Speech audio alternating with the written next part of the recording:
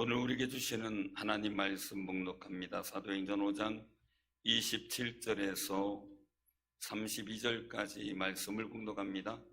신약성경 195쪽입니다. 195쪽. 사도행전 5장 27절에서 32절까지입니다.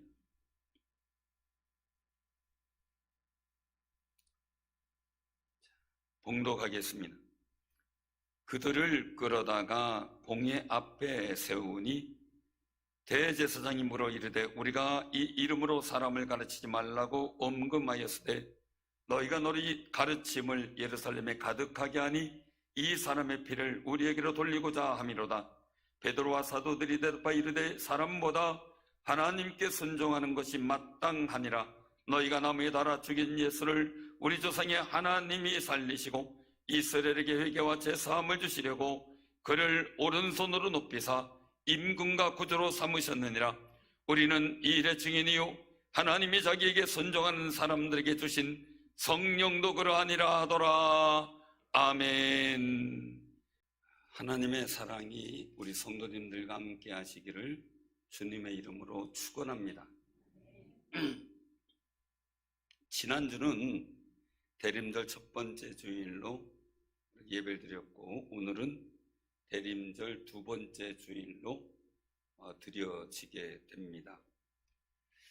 성경 마태복음 2장 1절에서 6절 말씀을 통해 유대인의 왕이라는 제목으로 말씀을 선포했는데요. 이 동방 박사들이 동방에서 별을 보고 예루살렘으로 와서 유대인의 왕으로 나신 이를 찾자 온 이스라엘이 소동했지요. 그래서 그들은 별을 보면서 세상을 환하게 비춰줄 왕의 탄생을 기도하며 그들은 먼 길을 찾아왔어요.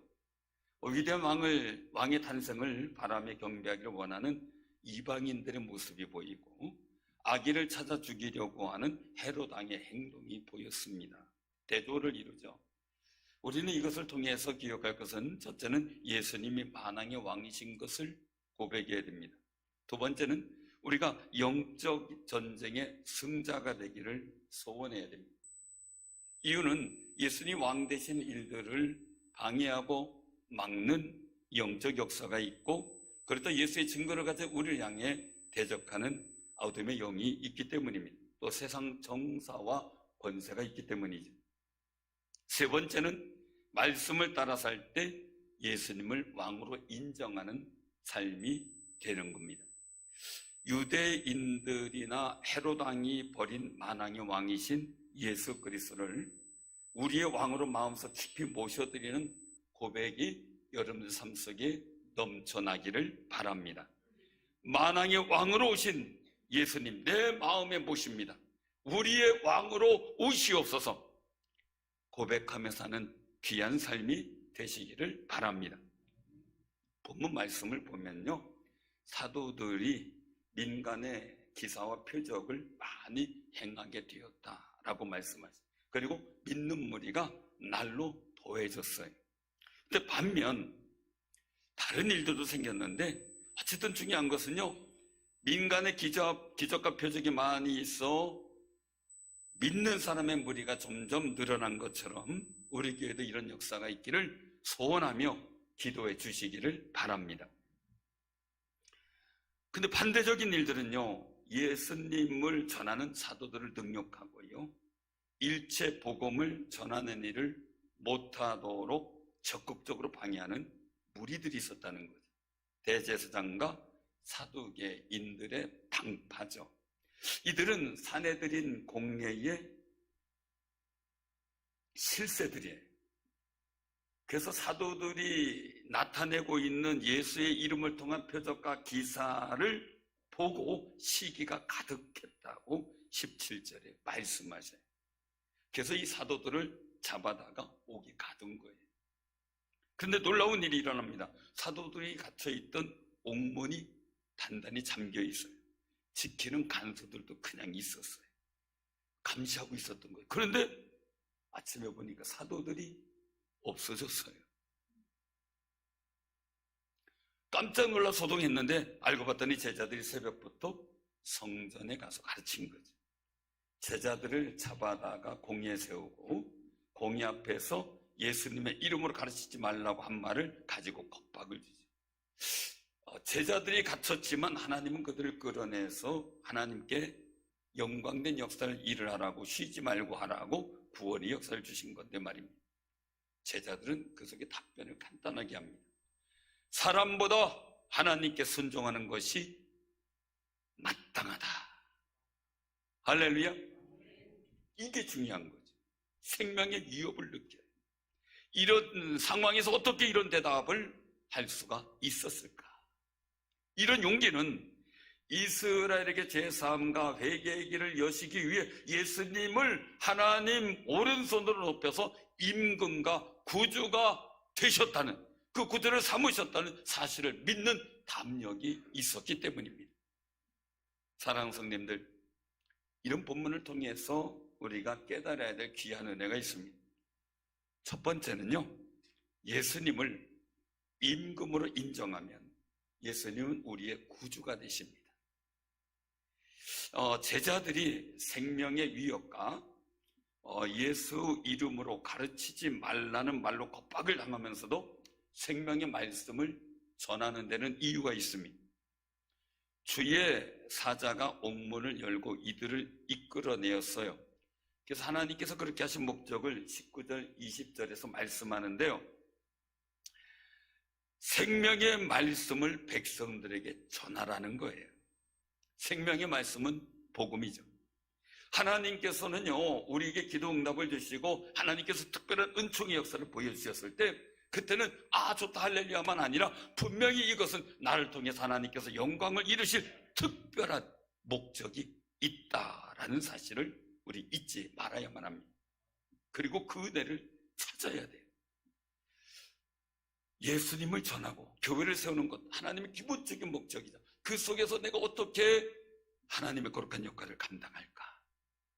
정말 우리가 하나님께서 나에게 원하시는 거룩한 목적과 목표를 찾아내는 귀한 기도 속에 지혜를 얻으시기를 바랍니다. 공예는 유대 사회의 최고 법정의 종교 재판의 장소죠. 대제사장이 사도들에게 이 사람의 피를 우리에게 돌려고자 함이냐라는 압박을 주고 따져 물어요. 그게 사도행전 5장 28절 말씀인데, 이 사람의 피는 예수의 십자가의 처형을 말하고 있는 겁니다. 당시 이 제사장들 그리고 유대 지도자들은 곤혹스러운 입장이에요. 공의의 의원들은 유대교와 유대인들을 대표하는 사람들인데 그들 스스로가 예수님을 무고하게 십자가에 처형했다는 사실을 이신점심으로 인정하고 있는 그런 상황이었기 때문입니다. 그런 사람들에게 이스라엘에게 회개함과 죄사함을 주시려고 그를 오른손으로 높이사 임금과 구주로 삼으셨느니라 하고 31절에 선포하고 있는 겁니다. 제자들 자신들이 이 일의 증인이라는 고백이에요. 또 하나님께서 사람들에게 주신 성령도 증인이라는 거예요. 증거하고 있다는 거죠. 위협 속에서도 예수님의 말씀이 복음을 전하고 가르치는 용기는 예수님이 임금이라는 고백 속에서 생겨나게 된 영적 힘입니다. 당시 세상은 로마 황제인 가이사의 말을 따르라고 위협을 줍니다. 그 명령에 순종하라고 합니다. 또한 대제사장들과 사두개인들과 유대 지도자들은 자신들의 말을 따르라고 위협을 합니다. 그런 위협 속에서도 제자들은 예수님이 임금이기에 예수님을 통한 하나님의 말씀을 따르겠다고 고백을 하고 있는 겁니다. 우리도 코로나가 생명을 위협하고 주변에서 지켜보는 냉소의 시선도 의식을 해야 할 때가 있었습니다. 또한 국가적인 제재가 있었습니다. 교회에서 코로나 감염자가 나올 경우 고액의 구상권을 청구하겠다는 위협도 있었습니다.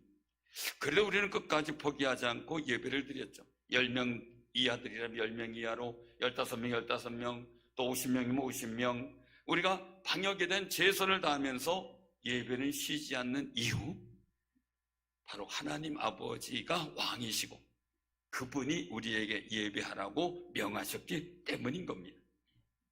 하나님께서 우리의 임금 되심을 우리가 고백하는 마음이 있었기에 가능했던 모습이었던 거죠. 사랑하는 성도님들, 이렇게 예수님을 우리의 임금으로 고백할 때 예수님은 우리의 구주가 되어주십니다. 초대교회의 표적과 기사를 통해 하나님이 예수님이 구주 되심을 보이셨습니다. 제자들은 감옥에서 갇혀 있는데, 문도 그대로 있는데, 간수도 그대로 있는데, 거기서 끌어내주어 생명의 말씀을 선포하게 해주는 거룩한 응답도 있었습니다. 베드로가 갇혀 있었을 때 교회가 모여 기도하니 전사가 베드로를 이끌어 기도하는 현장에 오게 만드시기도 했습니다. 사랑하는 성도님들, 우리 교회도 많은 기도의 응답이 있었습니다. 앞으로도 병이 낫고 기도의 응답이 풍성한 표적과 기사가 우리 성도님들에게 수많이 이루어지기를 소원합니다. 우리가 그 일을 위해 서로 기도해주는 아름다운 성도님들 되시기를 바랍니다. 기도 안 하겠다는 뜻을 표현한 분도 있는 것 같아요. 마스크 때문에 잘 안 들리는 거죠. 예소리는 또 잘 들렸어요. 정말 예수님은 우리 임금이고 우리 구주인 것을 믿음으로 고백하는 거룩한 승리자들이 되시기를 바랍니다. 그러면 주님은 우리의 구주로 보여주십니다. 두 번째는요, 예수님을 임금으로 알면 회개의 역사가 이루어집니다. 본문 31절에서 보면 이스라엘에게 회개함과 제사함을 주시려고 그를 오른손으로 높이사 임금과 구주로 삼으셨느니라 라고 선포했습니다. 부활의 주님으로 인해서 이스라엘 백성이 제사함을 얻게 되었다는 사실이죠. 제사함은 하나님과의 관계가 회복되는 것을 의미합니다. 제사함은 대제사장들이 번제를 드리며 선포했던 일이었습니다. 이제는 대제사장이 죽인 예수님이 부활하셔서 모든 백성들의 제사함이 이루어졌고 회개만 하면 된다고 말씀을 선포하고 있는 겁니다. 어떻게 보면 대제사장들은 자신들의 사역을 침범한다고 생각을 할 수도 있었을 겁니다. 그래도 하나님의 뜻과 말씀에 순응하는 것이 생명의 지혜였습니다. 탕자의 비유에서 보면 집을 나갔던 둘째 아들이 아버지의 집으로 돌아와서 제사함을 받으며 아버지의 관계가 회복이 됐습니다. 아버지는 기꺼이 그 아들의 죄를 다 이해해주고 용서해줍니다. 사랑하는 성도님들, 다시 아들로 인정받은 그 감격 속에 우리가 기억할 것은요, 탕자의 죄는 윤리도덕적인 차원이나 부도덕하게 살았다는 이유가 그게 가장 큰 거냐? 아니었다는 거예요. 더 큰 이유는 아버지의 집을 떠난 겁니다. 아버지의 말을 인정하고 아버지에 속한 그 삶을 살았어야 되는데 세상의 말과 쾌락이 더 좋아 보여서 유혹을 받아 떠난 겁니다. 죄는 하나님과의 단절이기에 생명과 단절되고 소망과 단절됩니다. 그래서 복과 생명 속에 살지 못하고 사망과 저주 속에 살게 되는 그런 상황들이 되게 되는 겁니다. 예수님의 부활은 죽음의 능력을 이겼습니다. 영생의 역사를 만들어간 겁니다. 이제 우리와 하나님과의 관계는 예수님을 통해 새로운 관계가 되었습니다. 새로워진 거죠. 이것이 죄사함을 받았다는 의미입니다. 이제 우리는 영원한 생명의 세계인 천국으로 들어가게 되었습니다. 예수 이름의 권세 때문에 말이죠. 아닙니다. 또 한 가지는 우리 심령 속에 이미 천국이 이루어지고 있습니다. 하나님의 통치, 하나님께 순종하는, 하나님 말씀대로 살려가려고 하는 거룩한 마음이 우리에게 생겼기 때문입니다. 이미 내 마음에서는 예수님은 우리의 임금이십니다. 사랑하는 성도님들, 그 속에서 살아가는 여러분들의 마음속에 천국이 이루어지고 있음을 재확인하는 귀한 삶이 되시기를 바랍니다. 그래서 사도들은 회개와 제사함을 선포하게 된 겁니다. 예수의 부활은 영원한 생명을 줄 뿐 아니라 거짓 생명이 무엇인지를 분별할 수 있게 합니다. 그런 분별력이 있을 때 나타나는 마음의 행동이 바로 회개입니다. 우리에게 사망을 주는 것에 매달리던 삶에서 영생의 주인이신 예수님께로 돌아서는 겁니다. 회개는 하나님께 불순종하던 사람이 하나님께 순종하는 삶으로 바뀌는 것입니다. 하나님께 순종하고자 하는 사람에게는 성령을 부어주십니다. 제자들은요, 마가의 다락방에서 자신들이 예수님의 말씀에 불순종했던 것을 회개를 합니다. 그때 불과 같은 성령이 임하셨습니다.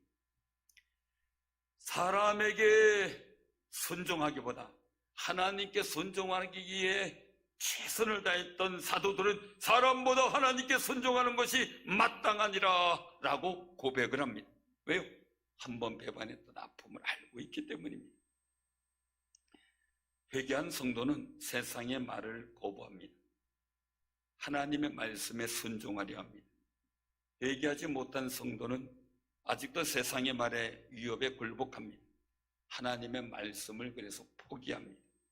우리는 예수님을 우리 임금으로 고백할 때 하나님께서 보여주시는 생명과 복의 길을 가고 예수의 이름을 통해서 우리에게 놀라운 이적과 표적의 역사를 경험하는 구주의 역사를 보게 될 줄로 믿으시기를 바랍니다.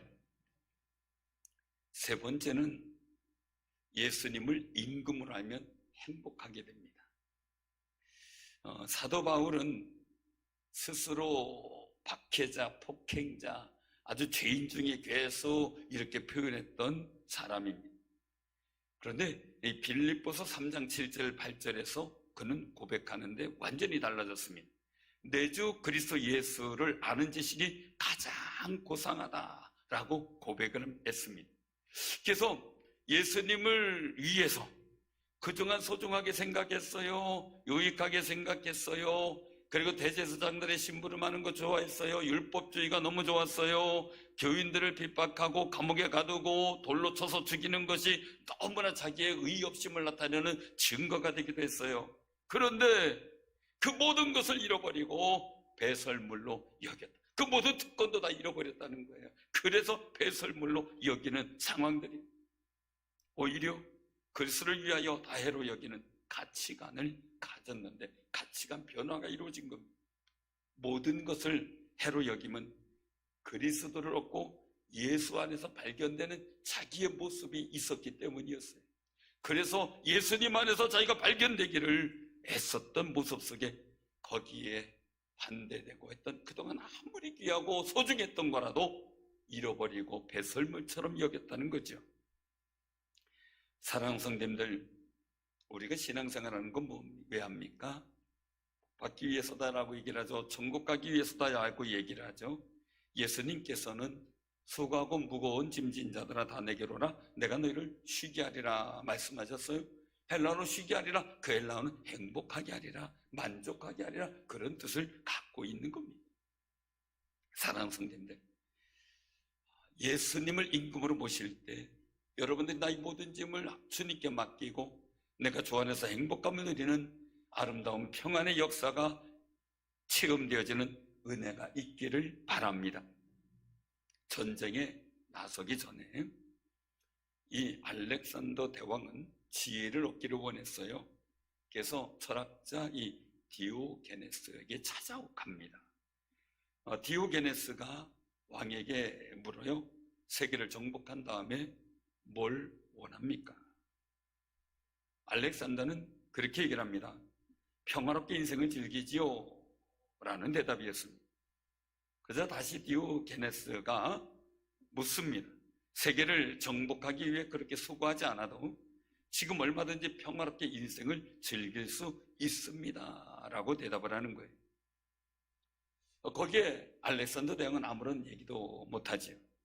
우리가 가만히 생각해 보면요, 국제적이든지 전국적이든지 지역적이든지 개인적이든지 차이는 있을지 몰라도 세계를 정복하는 것 같은 이 정복감의 성취감을 찾으려고 동분서주하는 우리의 모습을 가끔 발견하게 될 때가 있습니다.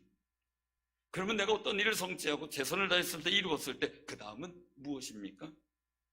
결국은 뭡니까? 행복하기 위해서죠. 불행하기 위한 것 아니겠죠? 또 계속 인생 그냥 힘들게 열심히 노력과 수고만 원하시는 것도 아니겠죠? 오늘 이 말씀 속에서 예수라는 지식이 가장 고상하다. 이 고상하다의 뜻은요, 품이나 몸가짐의 수준이 높고 훌륭하다라는 의미를 갖고 있어요. 한마디로 최선의 내적 만족에서 드러나는 우아함, 그 이미지가 드러난다는 거예요. 저를 보면 그런 이미지가 있죠? 대답을 안 하시네요. 우리 옆에 분들 보고 인사 나누세요. 참 우아하십니다. 참 고상하십니다. 자, 저도 우아하죠? 그래서 별로입니다. 사랑하는 성도님들, 그 행복한 삶은요, 마음속 깊이 채워진 마음 만족감 속에서 우러나오는 행복감이에요. 그냥 잠시 내가 좋았다 이게 아니고 말이죠. 그 행복한 삶은 하나님이 예수님을 살리셨다는 사실을 알고 인정하고 믿는 데서 시작이 돼요. 사도 바울도 행복한 삶을 위해 최선을 다하며 교회를 핍박하고 무너지게 하고 감옥에 가두고 그리고 죽이는 일을 아끼지 않았어요. 근속을 아끼지 않았어요. 그런데 진정한 고상함은 예수님에게 있는 것을 알게 된 거예요. 사도들도 예수님을 임금으로 섬기는 것이 행복한 삶이라는 걸 알았기에 종교 재판을 엄하게 받으면서도 예수님이 임금님이기에 사람보다 하나님께 순종하는 것이 마땅합니다 라고 고백을 하고 있는 겁니다. 디오게네스가 일광욕을 즐기고 있습니다. 알렉산더 대왕이 찾아와서 존경의 표시를 보이고 소원을 물어요. 여러분들은 만약에 대통령이 와가지고 혹시 바라는 것이 있습니까? 라고 물으면 무슨 대답을 하실래요? 그러면 할 말이 있겠어요? 지금 뻗떡하면 아마 생각이 잘 안 날 거예요. 항상 주님이 내 소원이 무엇이냐라고 물을 때 대답할 말을 준비해 놓으시기를 바랍니다. 누군가 소망에 관한 이유를 물을 때 대답할 것을 늘 준비하는 것 지혜입니다. 자, 이제 디오게네스가 그 물음에 대답을 합니다. 당신의 그림자가 햇볕을 가려 춥소 원컨대 비켜주시오. 그게 소원이었습니다. 참 단순한 소원이지만 의미 있는 소원이죠. 왜냐하면 이 디오게네스는요, 평소에 진리를 밝히겠다면서 대낮에도 이 등불을 들고 다녔어요. 그게 디오게네스의 마음이에요. 사랑하는 성도들을 꼭 기억하시기 바랍니다. 디오게네스는 단순히 햇볕을 가린 게 아니라 진리의 빛을 가리는 알렉산더 대왕에 대한 꾸짖음과 비아냥이 섞여 있는 거죠. 우리의 생명의 빛은 예수님이십니다. 그분은 우리의 임금이십니다. 그런데 그것을 가리려는 세상 정사와 권세, 어둠의 영적 세력이 있다는 것을 우리는 알아야만 합니다. 성탄절을 단순한 휴일로 명명하려고 하는 움직임이 계속 있습니다. 사랑하는 성도님들, 이럴 때 우리는 더 기도해야 되겠고, 정말 왕으로 오신 예수 그리스도를 우리가 영접하며 우리가 하나님 앞에 믿음의 고백을 갖고 나아갈 때 진정한 행복이 내 마음에서 이루어질 수 있다는 사실을 확신하시기를 바랍니다. 당신의 그림자가 햇볕을 가려 춥소 원컨대 비켜주시오 외칠 수 있는 그 디오게네스처럼 말이죠. 하나님께로부터 오는 진리의 빛, 영광의 빛, 은혜의 빛을 가리는 것을 향해서 담대하게 떠나갈지어다. 우리의 삶에서 물러갈지어다 고백할 수 있는 믿음의 담력을 갖길 바랍니다. 그때 여러분들의 마음에는 하나님께서 주신 말할 수 없는 행복과 만족의 우아함이 터져 나오는 역사가 있을 줄로 믿으시길 바랍니다. 예수님을 하나님 오른손으로 높이셔서 임금과 구주로 삼으셨다는 사실을 믿으시길 바랍니다. 개소리 첫 번째는 예수님을 임금으로 인정하면 예수님은 우리의 구주가 되십니다. 두 번째는 예수님을 임금으로 알면 우리의 마음속에 자꾸 회개하는 속에 주님 앞에도 온전한 관계를 이루어갑니다. 세 번째는 예수님을 임금으로 알면 내 마음속에 만족감과 기쁨 속에 넘쳐나오는 우아한 행복의 모습이 보여지게 됩니다. 그 거룩한 일들이 여러분들 삶 속에 이루어지기를 주님의 이름으로 축원합니다. 아멘.